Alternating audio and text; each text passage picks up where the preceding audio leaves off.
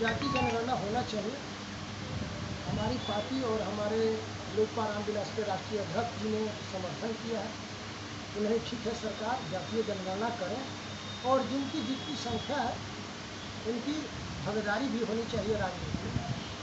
लेकिन बिहार सरकार द्वारा जिस तरह से जातीय जनगणना का आंकड़ा दर्शाया गया है, मेरे ख्याल से कहीं ना कहीं इसमें छेड़छाड़ किया गया है। जहाँ तक पासवान जाति को ले लीजिए, दूसरा जाति को, तो जहाँ तक हमारे जो जानकार हैं उन्होंने आकलन किया है कि पासवानों की संख्या यहाँ 8 से 9% है, जबकि दिखाया गया है बहुत कम। और जिन जातियों की संख्या बहुत कम है, उस जाति का संख्या दिखाया गया है लगभग 3.25%। तो एक कहीं ना कहीं हमारे सूबे के मुख्यमंत्री माननीय नीतीश कुमार जी की कहीं ना कहीं ये चाल है।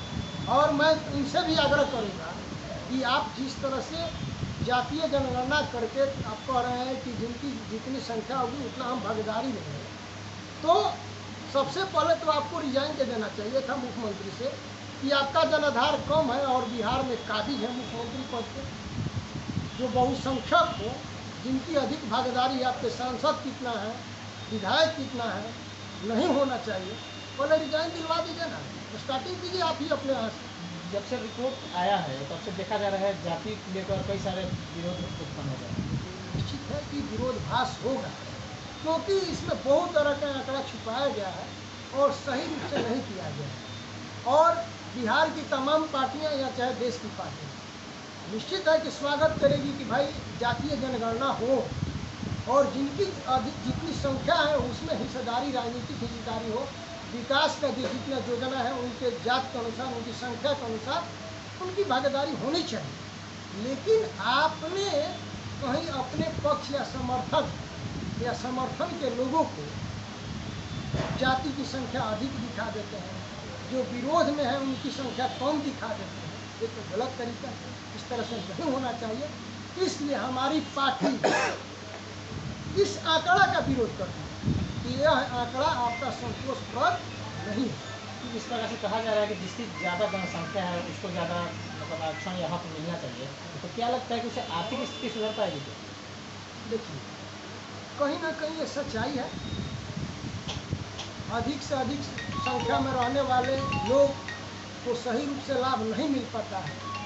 अगर हम 10 आदमी की 10 की संख्या में हैं, हमें आधे रोटी मिलती है। अगर कोई 2 की संख्या में उन्हें आधी रोटी मिलती है, तो हिस्सेदारी तो कम हुआ ना। ऐसे जिनकी आबादी अधिक है उनका हिस्सेदारी भी अधिक होनी चाहिए। इसलिए ये जनगणना सही है, जनगणना कीजिए, हम भी स्वागत करते हैं, हमारी पार्टी भी स्वागत करती है, लेकिन 100% सही होना चाहिए। ये नहीं कि हम जिस जाति बिरादरी के हैं, हमारी सरकार है, तो हम अपनी जाति की संख्या बढ़ा चढ़ा करके देंगे और जो विपक्ष में है उनकी संख्या कम कर देंगे। ये सरासर गलत। क्या लगता है कि जाति जनगणना में घोटाला हुआ? घोटाला क्या कहा गया?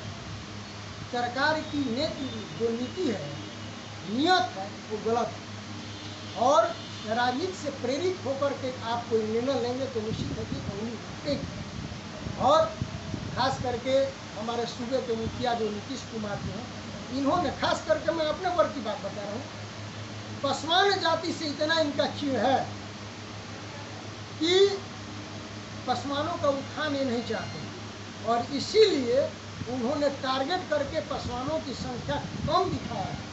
यहाँ तक कि बिहार में रहने वाले हमारे पासवान